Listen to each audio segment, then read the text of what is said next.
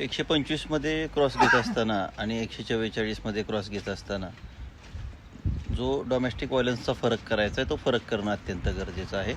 Domestic व्हायलन्सच्या cross वेळेस आपल्याला हे सिद्ध करायचं आहे की तुमच्याकडून छळ झालेला नाही, तुम्ही तिच्यासाठी काय काय केले हे तुम्हाला त्या क्रॉसमधून सिद्ध करायचं आहे.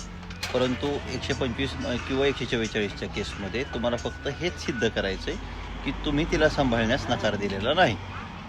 कारण डोमेस्टिक व्हायलन्सची पोटगी जशी छळ या मुद्द्यावर ठरवली जाते, म्हणून 2004 सालापासून नांदायची टाकलेली केस आजकाल फायदेशीर ठरलेली नाही किंवा त्या कायद्यानुसार आजच्या कायद्यानुसार काळानुरूप ती संपून गेली, 1 रुपयाच्या नोटेसारखी झाली.